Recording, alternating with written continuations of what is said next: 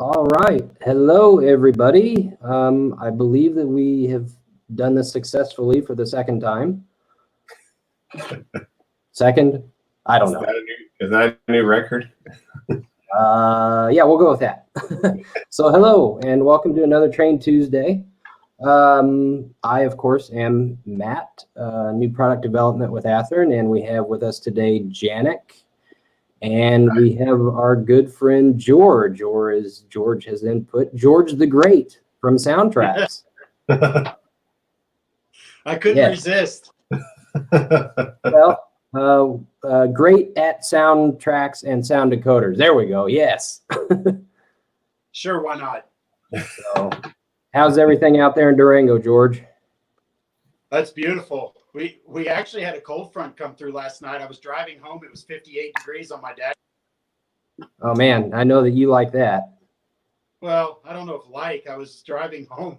Since our offices are actually closed to the public because of everything going on, we've been wearing shorts. And so with no windows in the Jeep at 58 degrees in shorts and short sleeve t-shirt was a little cool. Yeah. That sounds perfect. I know that. Well, I was going to say, Janik, you guys are seeing 90, 95, aren't you? Not only is it in the mid 90s, but I checked the humidity and it's down in the single digits today. So wow. It's dry. Well, and we've had remnants of the Cristobal tropical storm coming up through Champaign today. So it's been really strong winds out of the southeast, and there's been some rain with it. So it's not sunny, but hey, you can't win them all. So let's go ahead and talk about what everybody's here to see. Let's talk about trains, guys. All right. So I think we wanted to get started, and why we have requested George to grace us with his presence today is let's talk about some of the sound features on the Tsunami 2 that we're going to have in the newly updated Genesis or Genesis P42. The Genesis squared. There you go. Yes. That's what we should have called it. Dang. Yeah. So I know that you guys got some refreshed recordings a couple of years ago out in Redondo in Los Angeles whenever we were working with you to get the 710 12-cylinder for the F59 PHI. What kind of other updates did we accomplish on that P42 sound set? I honestly haven't seen the check sheet yet, so I can't 100% to that. But what I can do is I have a P42 here that we got from the RTR line that we were using for some demonstrations at some shows, that we basically set up some of the CVs to kind of behave like a normal P42 would. Now, of course, as you mentioned, the sound file will be updated with the correct P42 for the Athearn locomotives. And I'm sure there's going to be some other features, especially when it comes to lighting and so forth, because this is basically a 9-pin plug-in to the motherboard. So all the headlight and ditch lights are out of one output.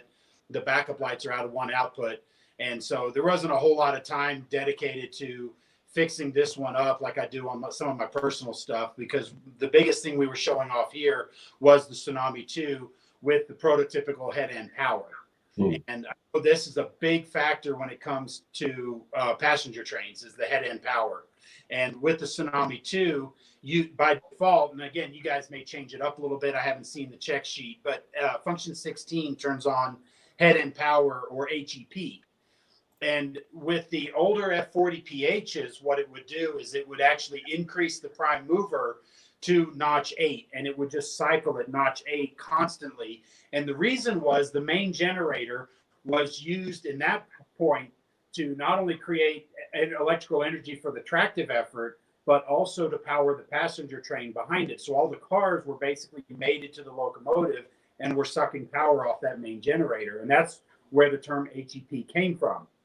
Now, when GE was building these AMD 103s and the P42s, they redesigned it in such a way that it still uses the main generator, but they can run the locomotive at notch 6 rather than notch 8. And the idea was that it helps save a little bit on fuel. Now, and I'm going to demonstrate it here. I don't know if you guys can really see all that well. I do have a locomotive here in front of me. We're going to fire it up here in just a second. But one of the really cool features of our Tsunami 2 decoder is the fact that we have what's called reactive dynamic digital exhaust. And what this does is this will change the notching and the intensity of that prime mover sound based on what the locomotive's doing. And so if you're running your locomotive on flat level track and say you're a notch 3, well, when you encounter a grade and you start working uphill, now that locomotive is working much harder to pull that train uphill. That prime mover is going to notch up to simulate the work that the locomotive's doing. And it can do that automatically. You can do it manually with a function button, or you can do it automatically with let the decoder do the work for you. And so you just get to sit there and run the speed. Now, one of the really cool features of that is that when you're in HEP mode, when the dynamic exhaust decides that the locomotive is working harder, you're going to hear that notch 6 intensify. But if the prime mover if the decoder determines that the prime mover notching needs to go up above notch 6, you'll actually hear the prime mover notch up to 6 and then to 8. I'm sorry, notch up from 6 to 7 and then 7 to 8, rather than just simply staying at a monotone notch 6 all the way through like other companies' stuff does. Sure. And that's one of the things when we were working on the Tsunami 2, our sound engineer actually was a former Amtrak engineer. And so when it comes to operating these P42s, we know very well how they operate. And so we wanted to make sure to incorporate the true prototypical operation into the decoder, so that way we can more accurately represent what the locomotives do in the real world, so that you can have more fun with your trains. Awesome. Yeah, I was trying to remember, and then you beat me to it. Because the EMDs in HEP mode, they run straight to notch 8, and then the GEs are what start at notch 6 and then go from there. Correct. Okay. So if the engineer needs a little bit more power, let's say they're running out in the Tehachapi's or something, they need to get up a little bit more power to get up the grade, they'll notch up from 6. And then when they're coasting, they'll drop down to 6, but they'll never go below 6 as long as they're in HEP mode. Sure. Because again, we have to maintain the hotel power or the head end power for the rest of the train, keep the lights on, the electricity, air conditioning units, all of that stuff running in the passenger train behind it. And what's really cool, this is kind of a neat little effect, is if you had multiple units running together, where would let's say if I had 3 units, where do you think the HEP power would be coming from? I know the answer to this. Here's your little trivia question for the day. Yeah, I know the answer to this one because I've sat in enough clinics, so I'll let Janik answer that one. Normally they would want to use the engine closest to the passenger cars. I believe they could use any of them, though, if they had to, right? That's true. They can use any of them. So let's say, for example, if one of them has issues, they can always cut it out and put it and fire it up with a different unit. But if they're going to have 3 units, here's your trivia answer: that it's not going to be the lead unit, because the lead unit is the one that's going to, if it's in notch 6, that locomotive is that diesel engine's running, it's shaking, and loud. The crew doesn't want that. Yeah. So they want a more comfortable ride, so it's not going to be in the lead unit. It's not going to be in the third unit because railroaders are lazy. And so if there was an issue, they'd have to walk to the third unit to go address the issue. So it actually is going to be in your middle unit.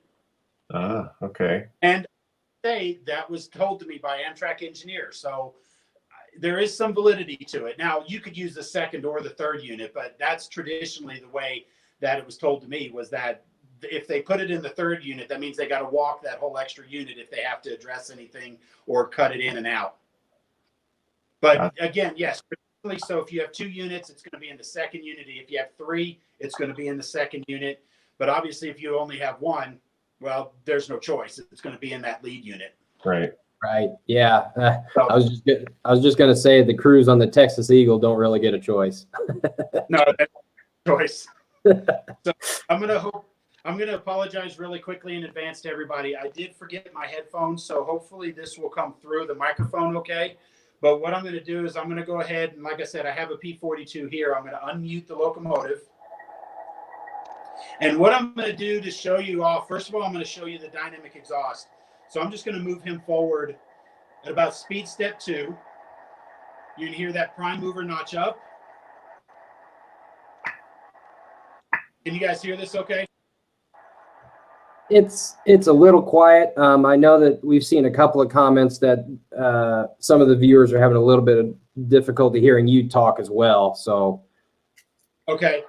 Well, what I'll tell you is I do have this demonstration on our YouTube video, on our YouTube channel. There's a video talks nothing about, but talks all about HEP head-end power. So you'll be able to see this in action. But when I put some pressure on the locomotive to simulate going uphill and the locomotive working harder, you're going to hear that prime mover notch up now as it's working hard with my hand. And then when I release, you hear that prime mover dropping down. Yeah, I heard that. Now I'm going to bring it to a stop, and now I'm going to turn on function 16. so But you're going to hear pressure alarm bell. That's just telling everybody that it's going into HEP mode. And then you're going to hear the prime mover notch up to notch 6. So as soon as I hit this, and you should hear that banging. I'm sorry. Go ahead, George. No, you're okay. So you hear the bell. Now you're hearing that prime mover notching up. Okay. And for those wondering what the link is for the SoundTraxx video, that's what's at the bottom of the viewer video right now. Okay. I'm not sure if that's clickable or not, but there's the link. It was one that we did HEP, and I think we used this locomotive, and I think we had an Amtrak F40PH that I was showing the differences between. But the idea is that now I'm going to start moving forward at speed step 2, and you don't really hear a change in the sound in the prime mover. But now I'm going to put pressure again. You hear that intensify, and I put a little bit more. Yep. And now you hear it notching up. And then when I release, you hear it drop back down to 6, but it's going to stay in notch 6 because we're in head-end power mode. And it will stay that way as long as the locomotive is in HEP. So then when I turn off function 16, now you'll hear it drop back down to idle. And so this was just one of the examples of the extra effort we went to make sure that the Tsunami 2 really did give you the realistic sound that you would expect out of the real locomotives. We want to make sure that you're getting the best sound and the best reproduction of the real thing. I mean, we spend a lot of time putting a lot of detail on the outside of the model. We want to make sure that the sound and the operation is as detailed as the outside of the model. Right. And for those that may have missed our stream about a week and a half ago, almost 2 weeks ago now, this is to go with the updates to the Athearn P42 locomotive. Because like you said, we want to have the good sound on the inside of it to match the details on the outside, because we have updated the details on the outside, but we've also updated the chassis and the underframe, as you can see in this top right photo here. Yeah. If I can grab it. And some people were concerned that, hey, you know, we're just slapping a Tsunami 2 GE decoder in here and charging an extra $100 for it, but actually it is P42 specific sounds and operation that you're getting with this thing. Right. Yep, absolutely. And I have to say, I watched that. I was pretty excited because, I mean, you guys know I'm model 1978, but it's still kind of cool to have one of the P42s to run. So I've already got mine on order with my hobby shop. Nice. Thanks. We appreciate that. You know, repaint it in a Mopac blue? Yes. Oh, Screaming Eagle? Absolutely. Oh, yeah. Yeah. Because I know I don't have any Amtrak equipment myself at this time anyway.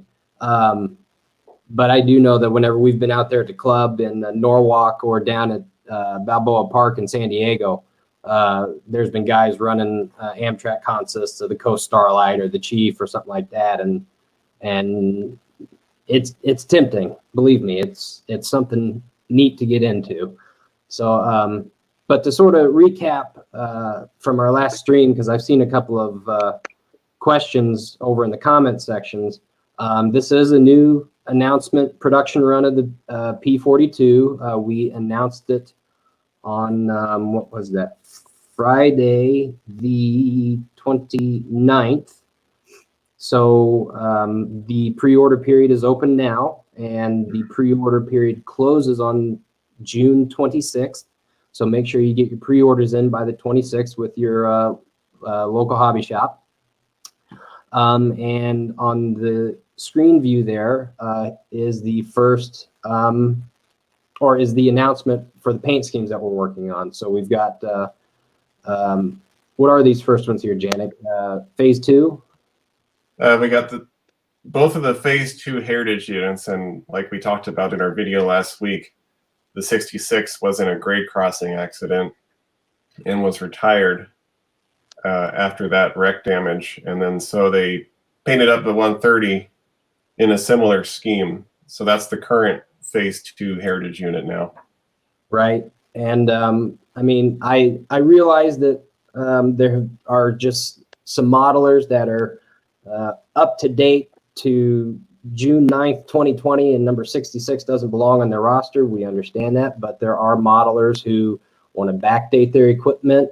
So we have offered 66 once again with the updated underframe and chassis tooling, but we've also updated, and we have the Illinois service antennas on the model. So we're really looking forward to showing that. Then we have what were these, Janik? Are these Phase 4s here, number 184? That's the Phase 4 heritage unit. Yep. So we've got Phase 4 here, and then Phase 5s. I know that there's been a lot of requests for more Phase 5. Yeah, and all the ones so far have had the bolt-on nose. And then on the next page, we're actually offering a unit, number 114, which has the as-built nose. So that would be more an early to middle 2000s era unit. Okay. What about the Phase 3s here? And then the Phase 3 are the as-delivered scheme, which was 1996 for all these numbers here. These are all as-delivered. Okay. And then as we sort of discussed about 2 weeks ago, VIA is still on our plan, at least. We are still trying to finalize the licensing agreement with VIA. As we stated a couple weeks ago, we don't foresee any issues with this, but we will be sure to let everyone know when these are a go or if they are not, unfortunately. But again, we don't foresee any issues with that. And also to note on the VIA, and I'm not sure why that's coming in so pixelated, but with the Tsunami 2, we are able to have the functioning high beam light in the center of the nose. So I don't think there was anything special about that. We were just fortunate with the function set that SoundTraxx has in their decoder that we're able to operate that light. And then we've also been able to do the secondary horn on F3. Now, what is the secondary horn and how do we get that done, Janik and George? Well, I'll go first. VIA had a standard horn, and then they had an emergency horn as well. So two separate sets of horns on the Locomotive. And the emergency horn is quite a bit louder, and it does sound different than the standard horn. So what we've done, and what you can do with the Tsunami 2, and George can elaborate a little bit, but we have it so that your F2 button controls the standard horn, and then your F3 button will actually blow the emergency horn instead of doing a short toot. So you'll be able to do two different horns with your buttons 2 and 3. Okay, so do you have to toggle between those, or just the F3 button is just the emergency horn? the second thing you said. So F3 is the emergency horn. F2 is the standard horn. Okay. And that's something that, that's a Tsunami 2 feature. We couldn't do that with the Tsunamis. That was a feature that they added, which we haven't really been able to take advantage of it yet until now. So that's pretty cool. Yeah, because whenever you and I were specking out these decoders, I remember you mentioning that, and that was, like you said, first time we've used this for anything. So, is George still here? I'm not sure. Let me. Oh, I think we. You guys, it's getting really pixelated, so I apologize. Oh no, he's moving. Okay, he's just studying really hard. Okay. Okay, let me put that back in. Oh, hello, psychedelic. Oh boy. Okay. I'm here. I'm getting audio that's really funny. I have no idea what you guys are talking about. Well, I'm not sure we do either, but I think I caught something about 2 horns, maybe. yeah, Right. I was talking about apologies. I'm getting really poor. Second. Yeah, on the Tsunami 2, you can actually control 2 different horns. Instead of having a long horn and a short horn, you can have 2 different horn sounds on buttons 2 and 3. Yes. So when you select 2 different air horns, you can have the F2 control the sound of the horn, and then the F3 button will now toggle between the 2 different air horns. So when F3 is off, you get your primary horn. When you turn on the F3, you'll actually get a second air horn, and that way you can toggle back and forth. This has been a really cool feature. I know we talked about this briefly with the MKT GP 49s that we had, or the GP 39s, I think it was, that they had the short little air horn on the long hood that you could determine that and change air horn.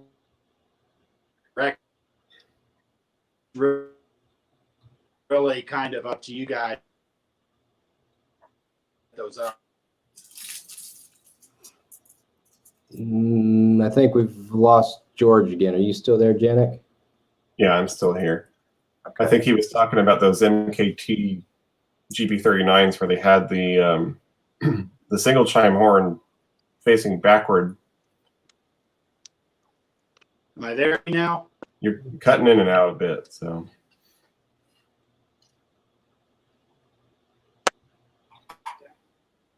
Yeah, to see if I can refresh this and see if I can figure out why. Hold on a minute. All right. Well, sorry about that, folks. Having a little technical difficulty on the end of somebody. I'm not sure. So yeah, like we were talking about, you could toggle between the normal horn and then the emergency horn. Is George back? There, let's try it again.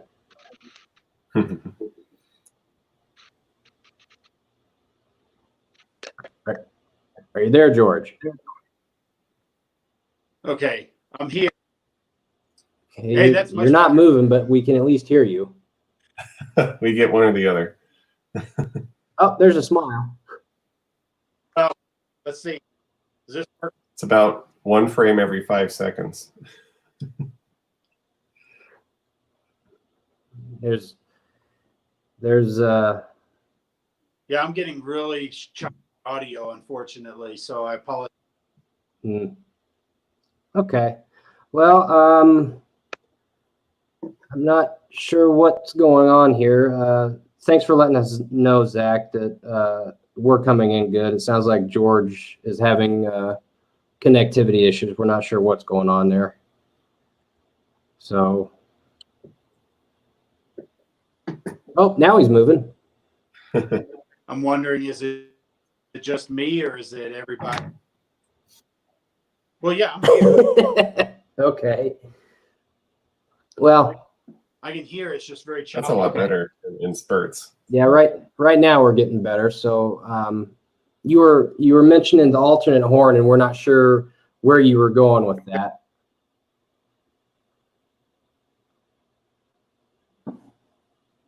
And we're still not sure where he's going with that. That Durango internet, I tell you, it's choppy at best. Yeah. Okay, well, let's sort of just keep things moving, and if George can join us back again, we will throw him back on the conversation. Unfortunately, that's what happens with technology these days sometimes, and a lot of people are jumping on it due to working from home. So it's nobody's fault, I guess, except high traffic levels. So so Janik, you had a couple of other things because we were going to discuss some other items in the packet that we announced on the 29th. What would you like to discuss first here? Let's talk about the Bombardier Cars, because it seems like every other request that we get has been for more of these cars. Mm-hmm. And so with this run, I really wanted to do some new interesting paint schemes, and also some paint schemes that we haven't done in a while. So I think we accomplished both of those goals here. We hit Metrolink pretty hard. We got this is the first time ever that we're doing the converted bike cars. Yeah. Which the third car down on the left-hand column. Oh, and yeah, and that's just a standard. I don't know if they were converted from cab cars or if they started out as coaches. Someone can probably say, but those have basically had most of the seats on the lower level removed, and makes room for people to bring their bikes on board. And then they have the yellow sticker there which says bikes, and over the doors as well as a sticker with a bike and a surfboard. So they also take surfboards on those. Oh, really? Yeah. So, because Metrolink goes down and they stop at San Clemente Pier and Oceanside. So a lot of people bring their surfboards. I have not seen that car before.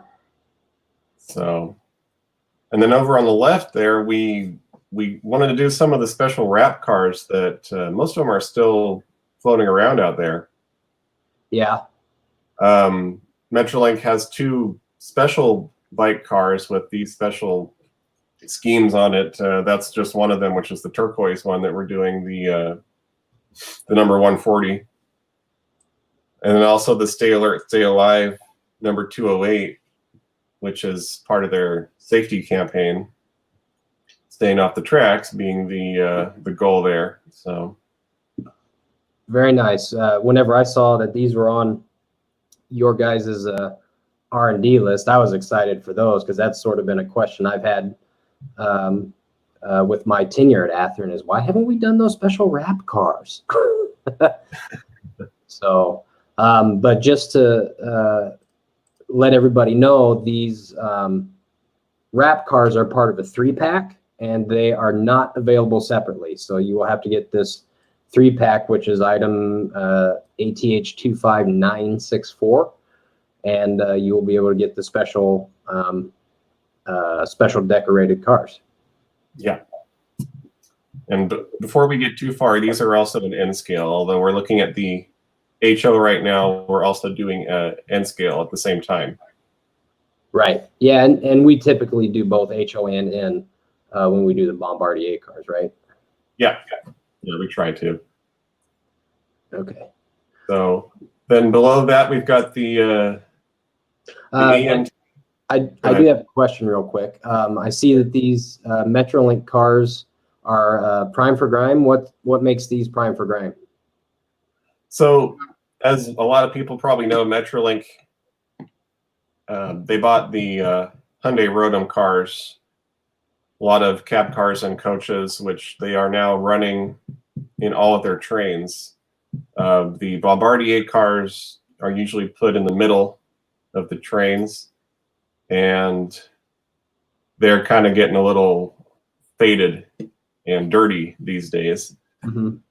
So we kind of wanted to offer these cars with faded, sort of like an off-white, and I don't know if you can zoom in, Matt, but Metrolink used to have a logo on these, and they actually took it off, and it used to be just to the left of the left-hand door, and then above and to the right of the right-hand door. And we got a patch there on these cars now, so that's a version we haven't offered before. So it's sort of like an in-service look for these. Okay, so present day cars mostly. Yeah. Yeah. Okay. Yeah. So it's just basically faded colors, not necessarily scabbed and worn out or anything like that. Just sun fade, right? No, mostly just sun fade. Yeah. It'll look really cool, I think. Okay. All right. Sorry to interrupt you, but you were starting. No. We're also offering AMT, which is up in Montreal, I believe. They're north of the border somewhere. And I won't even try to say their name correctly, but it's been a while since we've offered AMT. Okay. So we got a cab and 2 coaches there. And so what would have pulled those? Would that be F59s or PHIs? They had both, actually. And we offered the PHIs in the last run. Okay. So we do offer the engine to go with those cars. All right. And then I haven't checked Rapido to see if they produced the F59 in this paint scheme. Did they, or do we know? You know, I want to say they did. I'm sure that our viewers can check, but I think Rapido's offering AMT F59 PHs. So these cars would go nicely with those as well. Okay. No. And then, of course, we have the another run of the Utah Frontrunner. And the interesting thing about them is that they actually usually run 2 cab cars in each of their 3-car trains. I don't know if that makes it easier to turn the trains at the end of their runs. I'm not sure the reason behind it, but that's why we're offering 2 cab cars for Utah instead of 2 coaches single. So Okay. I hadn't noticed that, but that's good information to know. Because I would have been curious about that. So they run 2 cab cars in them. yeah, 3-car trains usually, but 2 of them are cab cars. So do they put the locomotive in the middle, or? no, it's a standard locomotive at one end. So yeah, I'm not sure what the reason is. Oh, someone is saying that they have they do that so they can have more restrooms. I wouldn't be surprised. Yeah, Sean Norris. Interesting. We'll have to take your word for it on that one. Yeah, I haven't had the pleasure of writing that one myself. So. Right? So, okay. What else we got here? Well, we have Ace, and depending on what year you're talking about, that could either be Altamont Commuter Express or Altamont Corridor Express. They actually changed their name, but they kept the same reporting mark. So Okay. Altamont Commuter Express is the original scheme for the trains that run between San Jose and Stockton. And now they call themselves Altamont Corridor Express, and they have a new paint scheme, which is a paint scheme we've never offered before. So that'll be neat. Those, and they mix them up in the trains. It's not all one or the other. They mix it up. So Really? Yep. I would not have thought that, but I guess if they don't have them all painted at the same time. Yeah, maybe they were going to paint them all. Yeah. I do see a question from James here. So the long answer is that we have not done any tooling modifications to these cars. They are the same as they have been in the past. And therefore, that means that there has been no accommodation for the decoder mounting or a speaker mounting, and the trucks have not been modified to accept electrical pickup. So the long answer, like I say, is no, these will not have the Tsunami Sound car decoder in them.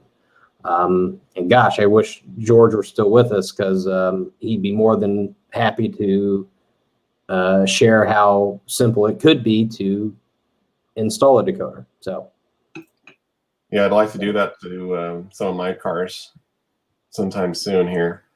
yeah.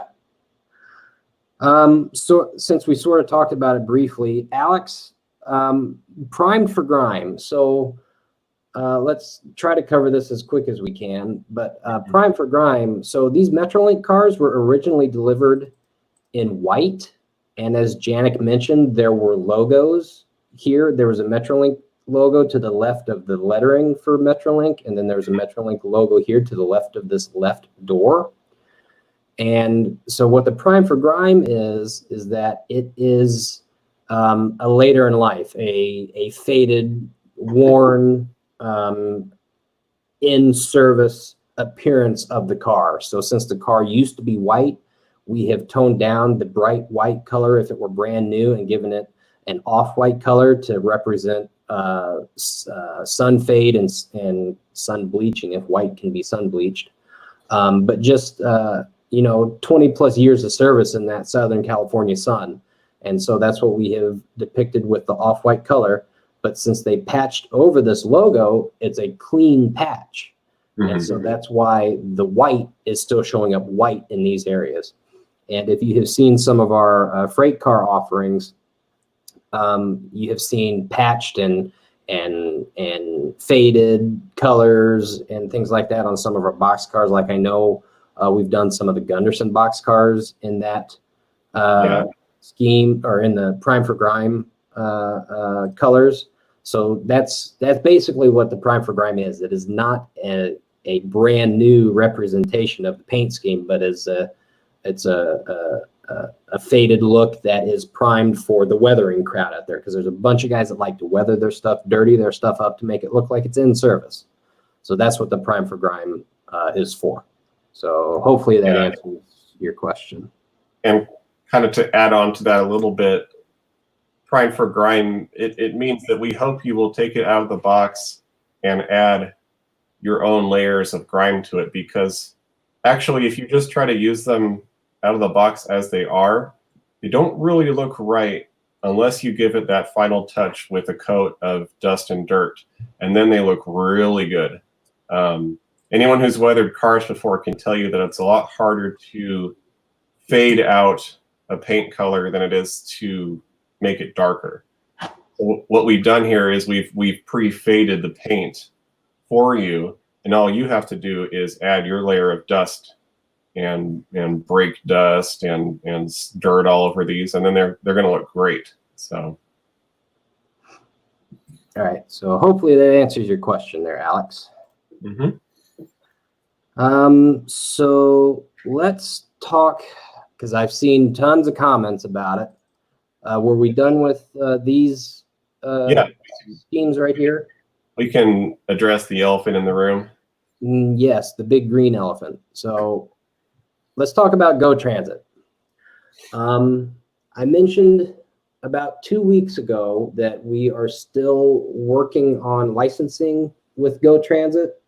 We are still hopeful that these will be produced, but I do not have the same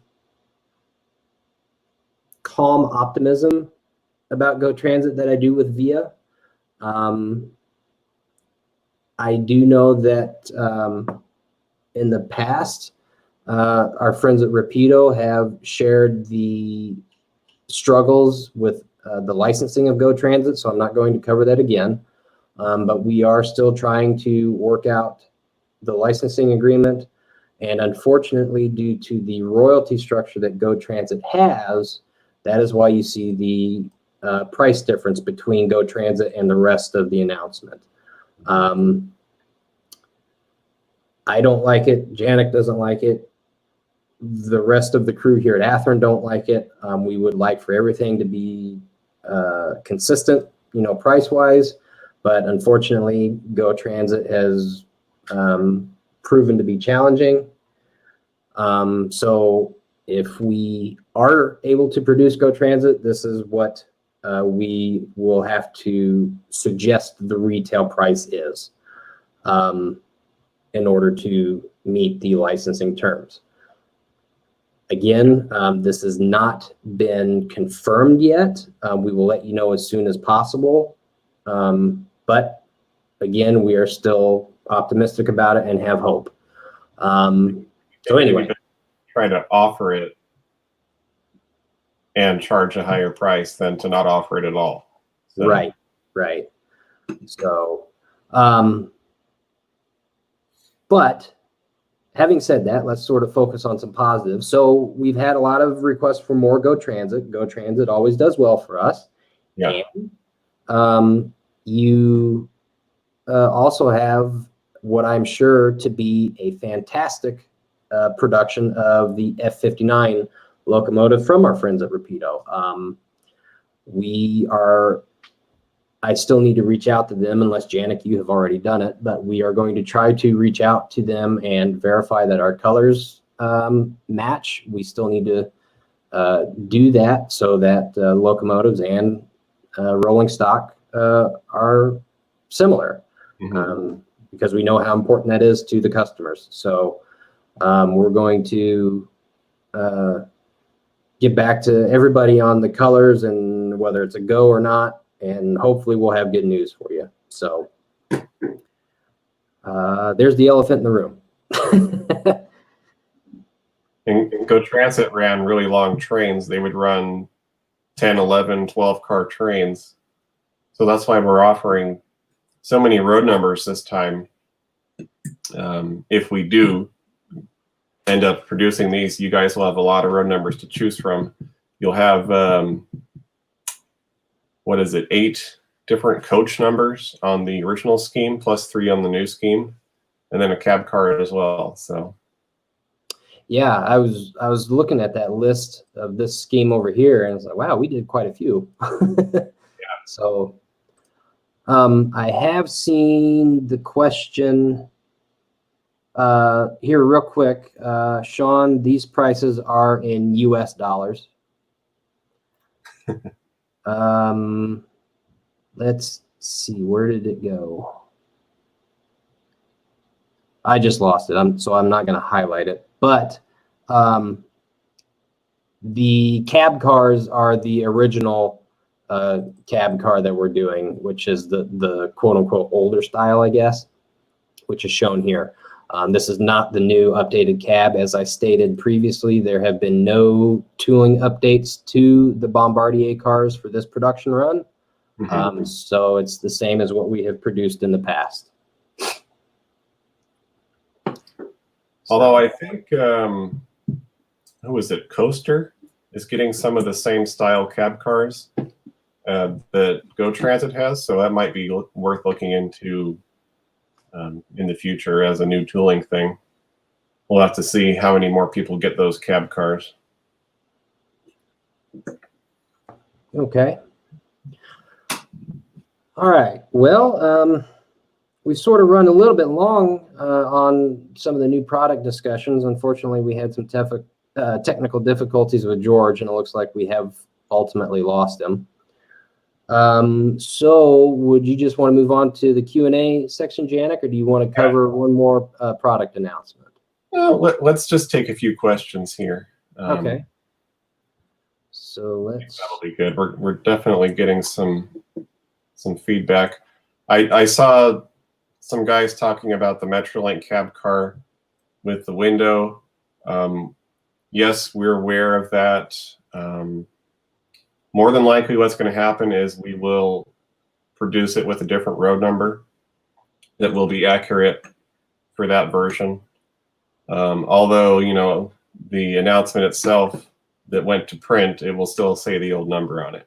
But right. So we are aware of that one, and we're probably going to just change the number to something that is accurate. So. Right, and again, the print pricing for the Go Transit. Again, should we be able to produce Go Transit?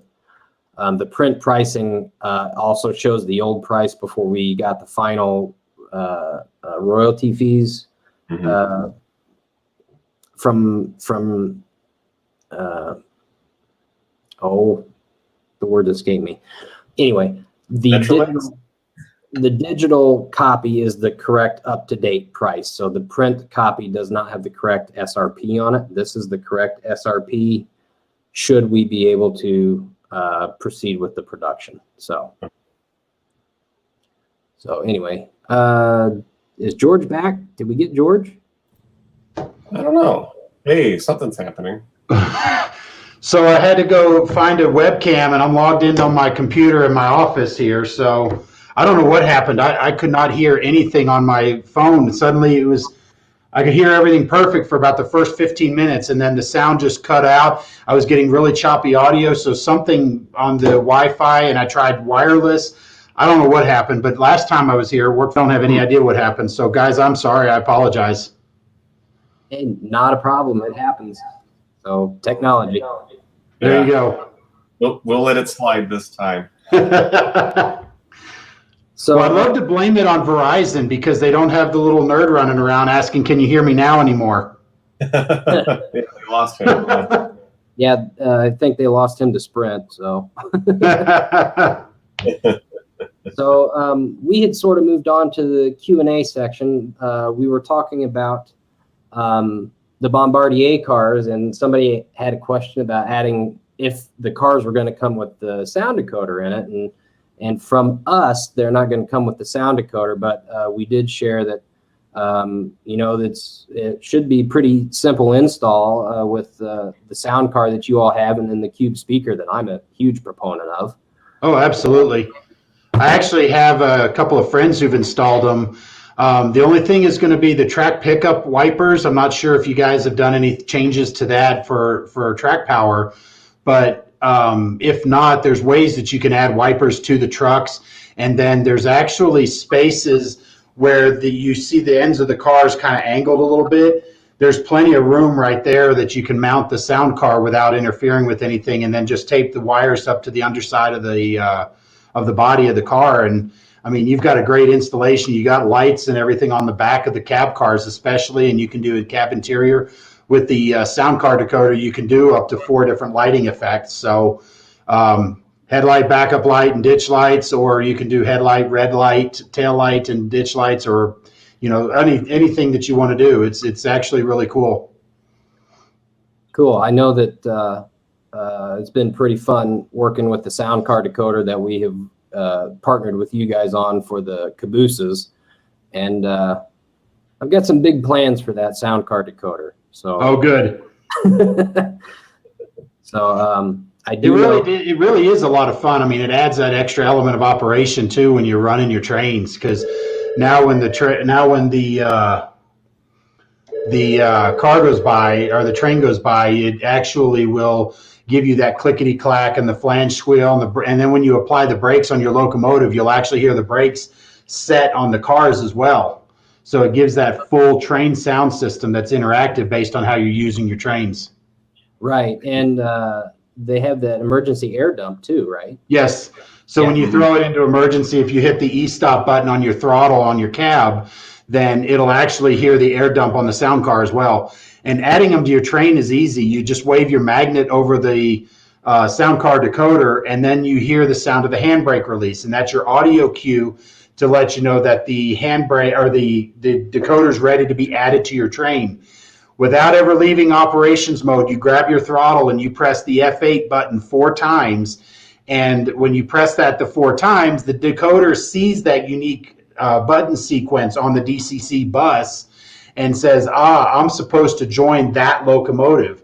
So when you're running locomotive 1000 or 2050 or whatever, you wave the magnet over, you hear the handbrake release, you hit F8 4 times, then you'll hear the sound of that car tying into your train. So you'll hear the air retainers bleed off. And then the intelligent part is it's actually been maintaining and watching all of the DCC commands running on the DCC system, so that once it gets told which decoder address to join, it looks in its memories to find out what functions are active and which functions are not active, and then matches its state to that of that locomotive. So if you stop and use the F11 brakes to pick up your train, when you hit the F11 brakes, you come to a stop, you tie in the train. Well, now when you hear the air retainers bleed off, now you'll also hear the brake set, because it's matching its state to that of the locomotive so that they're not off sequence with each other. So it's a really cool interactive sound that you get with the sound car that now is factory installed in the Athearn locomotive, or the Athearn cabooses to start with. So it's a really fun added bit of sound for your train. Right, and somebody's comment here made me think of something else, but you can do flat spots and stuff on them too. You can trigger a flat spot, so you can have that ka-thunk, ka-thunk, ka-thunk, ka-thunk as it runs down the track. Nice. And people were asking if there was any angry passenger sounds. No, there's not, but we have there's livestock sounds. There is livestock. I was just going to say the same thing. You can do the sound of the cows and sheep, and then when you press, I think it's the F4 button by default, but when you press the F4, you can anger them and get them all riled up. So, sort of. Your Metrolink train pulling up, and then that'd be good. Oh, geez. Anyway, let's see. Are the Bombardier car sound card decoders in stock at SoundTraxx, or are they in production? Sorry if this was answered. George? So the sound card decoder has CVs that allows you to adjust which air horn and which bell sounds play. These are in stock at SoundTraxx.com or at your favorite retailer. And they're, like I said, they're easy to install, but they don't come pre-made for the Bombardier cars right off the bat. You will have to still install them traditionally like you would any other locomotive or freight car. But the decoder does have the sounds to match that Bombardier Cab Car built into it. So horn and bell and lights and all that are already built into it. So be sure to check it out. And then we have a full comprehensive user's guide on our website at SoundTraxx.com that'll show you all the cool things you can do with it. Right. And if you're not really familiar with it, like you said, you can look at that user's guide first and see if it's really something that is what you're looking for or not. So. Hey, it looks like we got some action. Movement. Matt, could you put up Peter Arnold's comment? Yeah. Givo. Oh no. Givo. -9 at the end. Okay. All right. Peter Arnold. Yeah. Hey, what's going on, Peter? Thanks for your help with those WP FP7s. Those came out real nice. People are going to be happy with those, I'm sure. Production in China, yeah. There was Chinese New Year, which of course is every year, right around the end of January and the beginning of February. And then also, of course, the virus that, it'd be lying to say that didn't affect us at all. It definitely put us back a few weeks. But as of right now, from what I've seen, we're pretty much all the way back up to speed. And the delivery dates that you see on the website are accurate, as far as I know. So we're cooking right now. So right. To the best of my knowledge, whenever our purchasing department gets an updated delivery schedule from the factory, the system that those dates get input in automatically populates the website overnight. So as soon as we get an update, it's usually reflected on the website within 24 hours. So the website is still the best location to look for your delivery schedules. So, but yeah, to echo what Janik said, we were, delayed 3-4 weeks due to the COVID-19 situation, but other than that, everything's business as usual. So let's see what else we've got here. I'll just add in really quickly. We manufacture our electronics here in Durango, so we've never actually had any issues delays or anything related to the virus. So we've been able to continue cranking out and making decoders and shipping them worldwide. So that's one of the wonderful benefits of building in-house. Right. Yeah, and unfortunately, I mean, you guys have delivered your product to us in a very timely manner, and we're very thankful for that. The issue becomes the shipping delays due to the COVID-19. So we have decoders, can't get them to the factory. So yeah, I sent some colored chips to Hong Kong 2 or 3 weeks ago, and they still haven't gotten there. So, geez. Yeah, we've been noticing some international shipment delays as well. I've got one of our I call him a partial local customer because he lives here half the year and he lives in UK in England half the year. But I shipped him some stuff in the middle of May and he still hasn't gotten it yet. Wow. So it's just international stuff. I think right now it's just real difficult. Jeez. Here's a question for George. Any chance you guys going to do sound for Oxygen in Australia? I'd say there's always a chance. I've already volunteered to company ownership and management that I'll be always happy to take a trip down to Australia and get some recordings. I don't want to say that there's anything imminent right now. I mean, it's something that has been briefly discussed as a possibility, but as of right now, don't have anything on the plan. Now, having said that, if you do want to help out, shoot me an email, georgeb@soundtraxx.com. Let me know, and you know, if and when I can get this looked at, we can start trying to formulate a plan and get over there to get it. But obviously nothing's going to happen right now. Heck, we can't even go out in our own domestic country to go record anything right now. So yeah, and that's unfortunate because we've got some really awesome product, and we've got the offering of assistance from some class ones to get some recordings, and we just can't do it yet. So yeah, we need this pandemic to just go away. yes. So Hopefully soon, but we'll see. Yeah. So and again, exciting new product that people have been asking for. So that's always good to be able to confirm. Yep. So And thanks for your suggestion and watching. Like I said, shoot me an email and let me know, and we'll see what we can do. Cool. Let's see.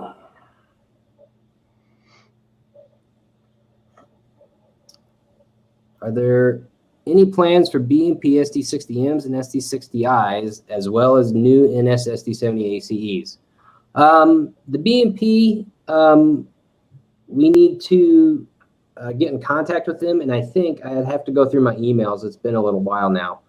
But I think I've been in contact with somebody from the BMP for the 3-window SD60M, because we made that announcements, and naturally I got inundated with BMP questions.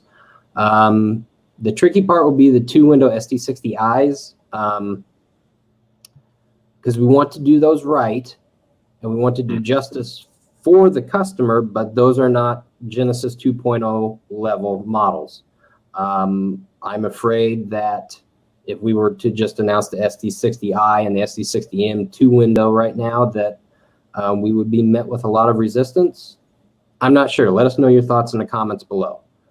As far as the NS Aces, are you talking the new number series, like in the 1200s, the low 1200s? I'd say there's probably a pretty good chance, yes. We have a lot of Aces, and I'm not sure if they'll be in the first or second announcement from later this year. I just saw a comment somewhere. Where did it go?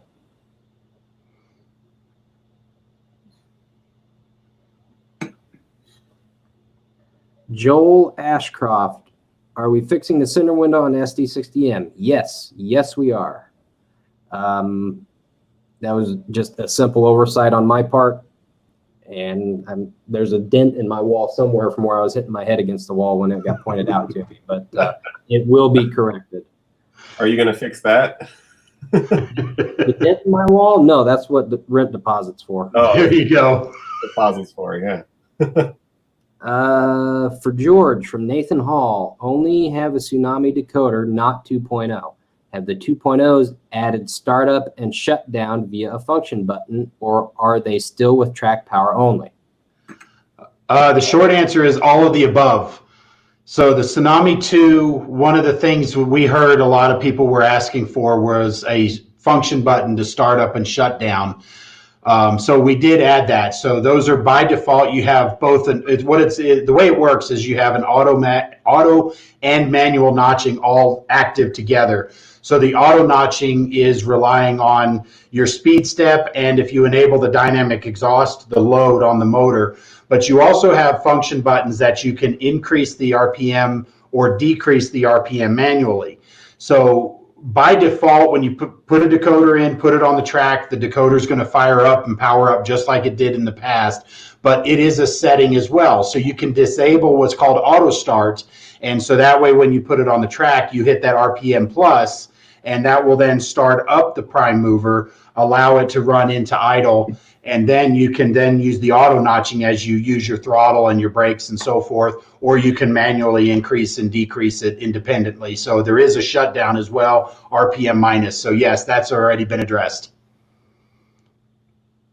And just for your sake, I do that automatically on mine. I disable the auto start, and I always have to manually start up each of my diesel engines on my layout. So that way you don't have all these engines starting up and running based on track power. You can manually start up just the one you're running. Right. And I do want to clear up, because I'm watching some of the comments now. Still never ceases to amaze me. But the function mapping on the Athearn Tsunami 2 decoder is set to our specifications. And we kept them the same as Tsunami 1 for the customers who may not be as familiar with programming and DCC and that type of thing, so that they could run them with the, gosh, I don't know how many hundreds of thousands Tsunami 1 product that we have out on the market.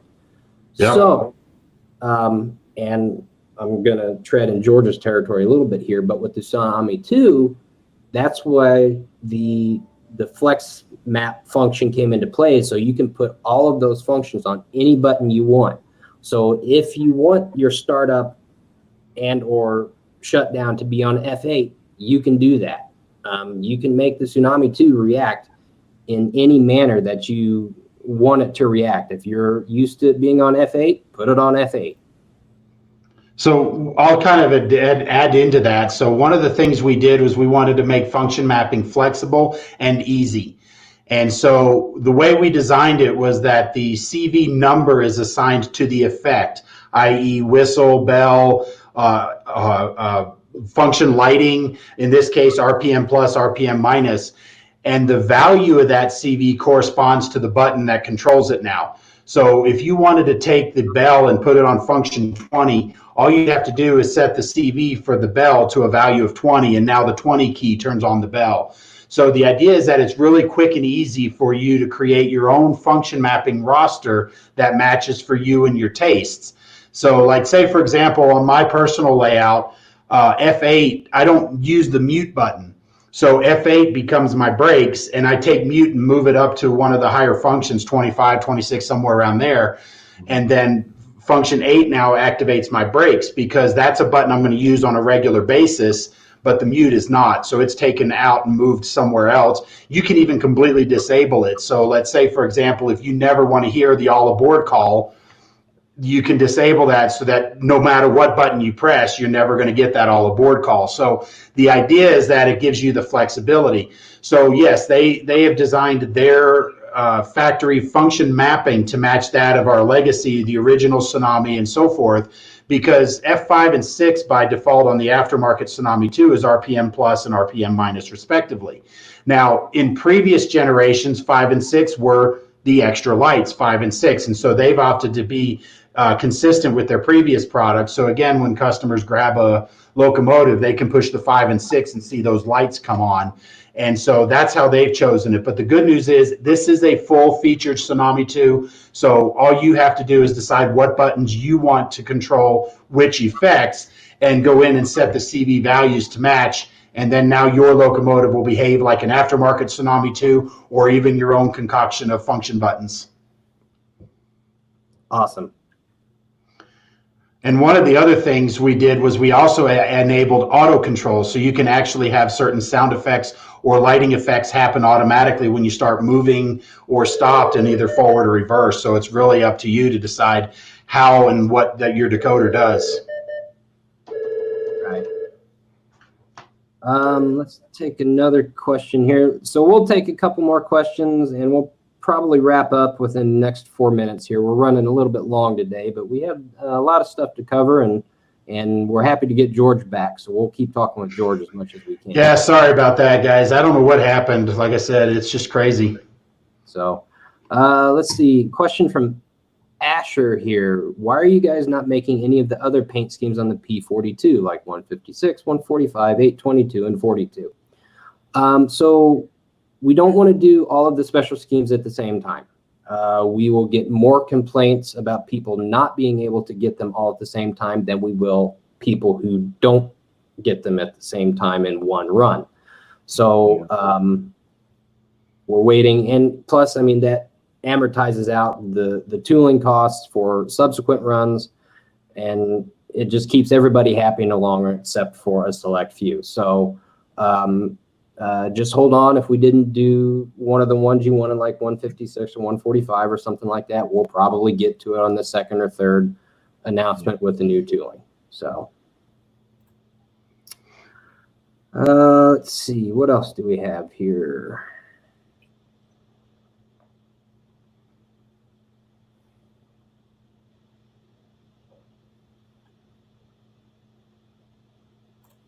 Another one for George from Miguel Chavez. George, what type of DCC decoders does SoundTraxx make for in-scale steam and in-scale diesels? I am new to DCC.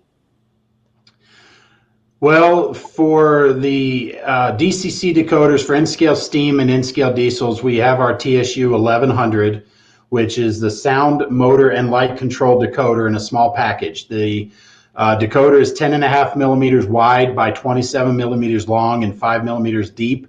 So it's small enough to fit into most in-scale diesels, and it should fit into, again, most in-scale steam locomotives.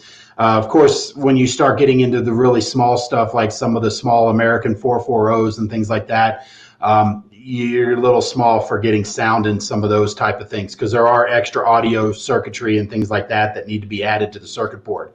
Now, having said that, we do have a line of non-sound motor decoders down to a very small 13 millimeters long by 9 millimeters wide, which is about the size of your pinky nail. So you can get them into pretty tight fit applications. That's going to be a non-sound decoder. It does control sound and lights, and you have the motor control and 2 lighting functions. And last thing I'll say is, when it comes to adding sound into in-scale stuff, you might want to make sure you're subscribed to our newsletter at SoundTraxx.com. And I'll leave it at that. And let's do one more quick one for you, George, because we're starting to get some SoundTraxx questions here. Okay. Alex would like to know, what do you enter for CV114 to disable auto start? So CV114, the default value is 32 or 39, and what that represents is 7 for every 7 speed step the diesel engine will transition up or down, plus 32, and 32 is that auto start bit. So if you do nothing else in CV114, if you simply set it to a value of 7, you're going to get that auto start disabled, and your prime mover notching is going to be the same. Now, I will encourage you to check out the user's guide on our manuals page in our website, because the user's guide will explain there's actually a couple other things that CV114 does. One of them is what's called an interlock bit, and what that does is it prevents you from accidentally shutting off your prime mover manually with pushing the buttons, while you're moving. Conversely, it will not let you move your locomotive until you start and get your prime mover active. So it gives you a little bit of that safety net to make sure that your sound is going to match the motion of the locomotive. And then the other part of it is it addresses how the prime mover responds when you're applying your dynamic brakes. Typically, when you're riding the brakes in your car, you're not also pushing the gas. And so in most cases, the prime mover would drop down to idle. And that's all controlled in CV114 as well. So for a final value, I'd encourage you to take a look at our user's guide. It explains how all those features work and derive a value. If not, worst case, shoot me an email and we'll help answer and get you a final value. George B at SoundTraxx.com. And that is an email to get to you, but where would just a good general help email? General support at SoundTraxx.com, and that goes to Josh. Okay, great. And Josh is a good guy. I know Josh. I've worked with him before. So Josh is another former railroader that we've got on staff that helps make sure that our decoders behave the way they're supposed to. So he's a retired, or I say retired. I mean, he used to run at the Durango and Silverton for many years, and he's worked on other railroads as well. So when it comes to operating a steam locomotive and diesel locomotives, I usually go to him if I haven't heard an answer before, or if I come up with new questions. So, all right, and we'll take a couple more quick ones here. Let's see. We've got one from Matthew asking if we would ever consider a Via Rail P42 in the anniversary scheme. We have definitely considered it. We want to get the first production out and announced and produced first, rather, and get the licensing agreement all set up so we can continue that. And then we'll come back and take a look at some of the special Via paint schemes. I do think that they may be a little particular about some of them. So we just got to verify what we can and can't do when we get the licenses back. So, yeah. And then I think that's about it. Unless, Janet, we want to address the final elephant in the room. I'm not sure if you do or not on the couple of comments over there. Someone was asking, let's see, I had Andrew Gray at 2:40 p.m. He said, George, do you guys have a sound file for an E&D SDL39? And yeah, that's the same prime mover as in a GP39 or an SD39. Mm-hmm. The 12-cylinder 645 turbo. And that is available on the SoundTraxx EMD2, I believe, right, George? I believe so. So, all right. One. Well, guys, I appreciate you joining us. George, thanks again. And Janik, I'm sure we'll talk before too long. So, yep. Thanks a lot, George, for coming on. Thanks, guys, for having me. It was a lot of fun despite the technical issues. Hopefully we'll get those cleaned out so next time we can have a better, smoother, better live stream with you guys. Sounds good. I don't know what happened, but my other computer just decided to die. Well, we're ending this live stream anyway, so. Yeah, so good reason to leave. See y'all later. All right, sounds good. Thanks, everyone. Right, stay safe. Take care, guys. And we'll talk soon. All right. Sounds good. Bye.